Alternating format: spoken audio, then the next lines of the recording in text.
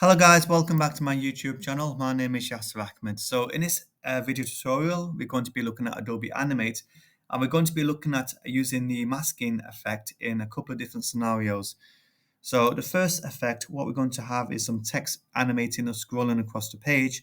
And as it scrolls across the page, it's going to take on the background settings of the picture in the layer below. So if I unlock the layers, you can see we have a background picture and we have some text. The text scrolls across the page, and with the masking effect, it's going to take on the properties of the background picture. So that's going to be the first example of applying a masking effect. What we're also going to be doing is something like this. So we're going to have a picture. It's going to be two versions of the background picture. Okay, one with the brightness applied and one with the original view. So as the circle moves across the picture, you can see we only see the clear picture, and then eventually we're going to zoom in on the picture as well. Okay, so let's go ahead and do the first task. So the text, scrolling across the picture and taking on the settings of the properties of the background picture. So first of all, just set your canvas size, or set a new canvas. You can go to File and New, click on Standard, or you can choose a canvas size here.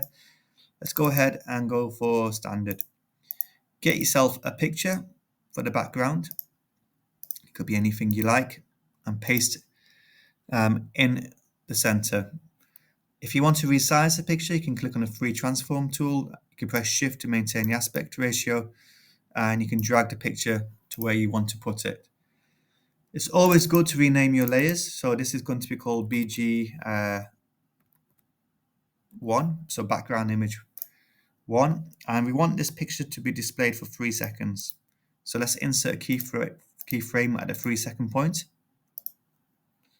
Done. And we can lock this. We don't need to be using this layer. Now we're going to be inserting a new layer. Okay, and we can call this text.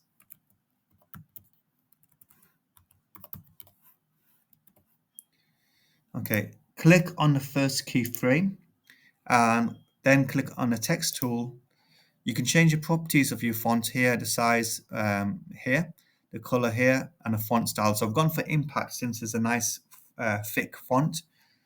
And what I'm going to do is type in Manchester. Let's do it all in capital letters. Okay, so now what we're going to do is just move this to this point here.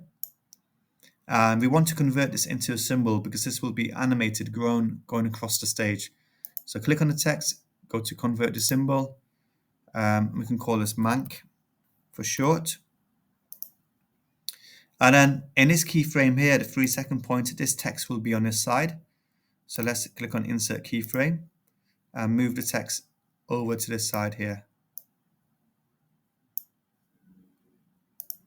So on this keyframe, the text is there, and that keyframe, text is there. What you can then do is animate the movements. So in between the keyframes, click on Create Classic Screen. So let's click on Play. Okay, that's fine.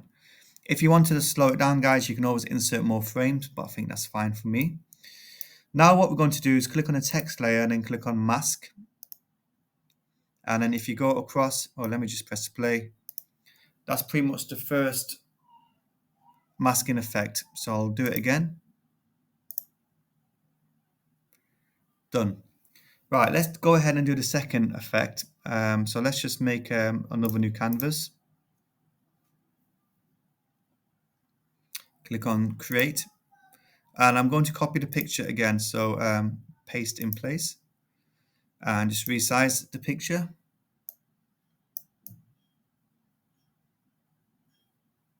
I think that's fine.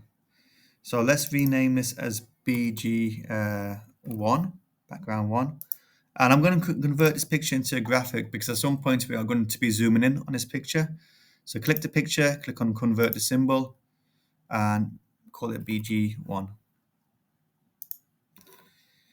Okay, the next thing that we need to do is we need to duplicate this layer. So let's just click on Duplicate Layer, and we can call this BG2. So what we're going to do with the first layer, BG1, is we want to increase the brightness.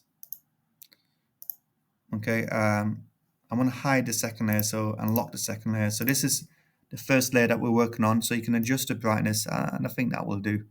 78% is fine. Okay, so that's done. We can lock that layer,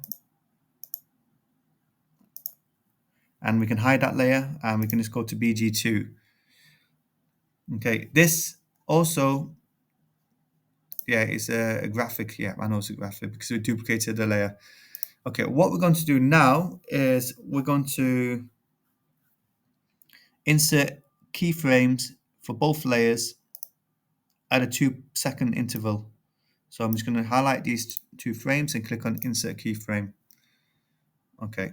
Now what I'm going to do is just go back here and click on insert new layer. Make sure you clicked on the first keyframe. Okay. And I'm going to draw myself a circle like this. And this circle here, I'm just going to lock these other layers. Call it circle.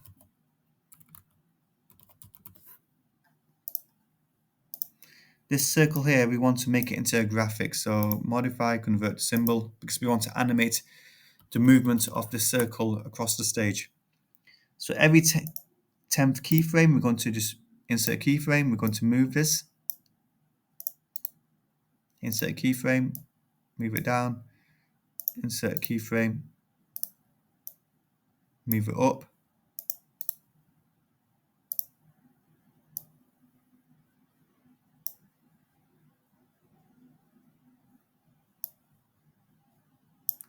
And let me just do it a few more times.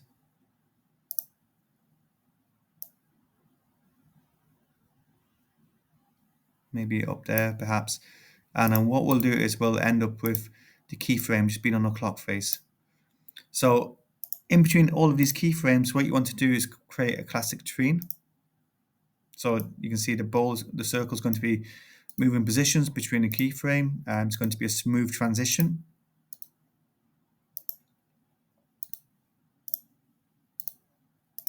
Okay, so what we have so far is the ball just bouncing around the stage. We haven't applied any masking effects yet.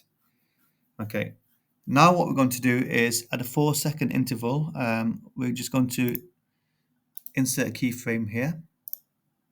Okay, that's just for the circle. And we're also going to do, whoops, let me just press Control Z, which is unlock these 2 layers. We also want to, I'm going to keep doing that, insert keyframe for the 2 background pictures.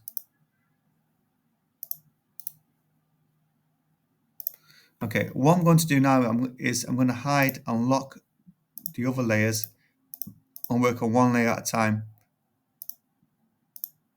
So we're on the background layer, the other 2 layers have been locked and hidden. And what I would like to do here is now just resize this picture.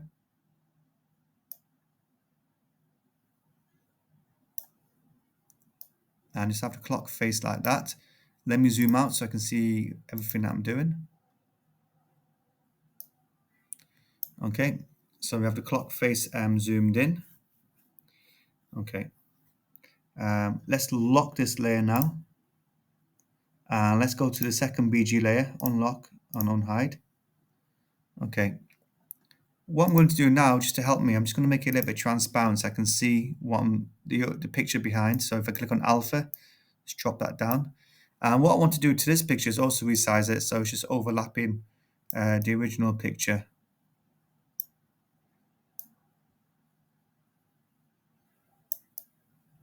Yeah, I can just see the original picture in the background slightly.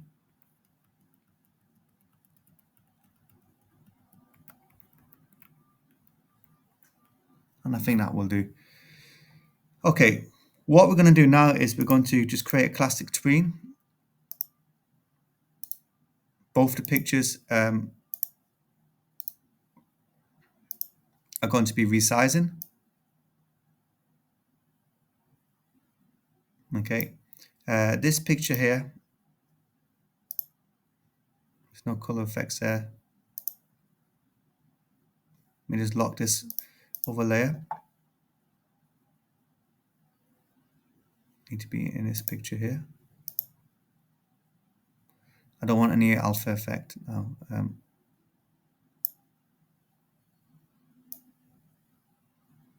So that picture gets bigger. Let's just hide that one. And let's see this one. And the background picture. So both pictures will get increase in size. Now what we're going to do is, let's just lock that one. See, we can have the pictures showing. Let me zoom in now. So in this keyframe here, we want to increase this circle size. And the effect that we're going to have is, if I just create the classic tree now, the ball's bouncing, and as the background picture is increasing, so is that circle. So it's like a zoom in effect. Let's get rid of that keyframe there. I don't know why I've insert frame. Get rid of that. Okay. So now what we're going to do is we are now going to apply the masking effect. So if I right click here, click on mask. Okay, so now what we have is the circle moving across the picture. And as it gets to the clock, we have a zoom in effect. Okay, so what did you guys think of that? So this is quite similar to a recent past paper, I think in November, October 2023 animation question from the 9626 information technology course. So if you can do this, and hopefully you can answer this particular question. Right, guys, thank you for joining me in this tutorial. Please join me in the next tutorial. Drop your comments below, and good luck in your exams. Thank you for your time. Bye-bye.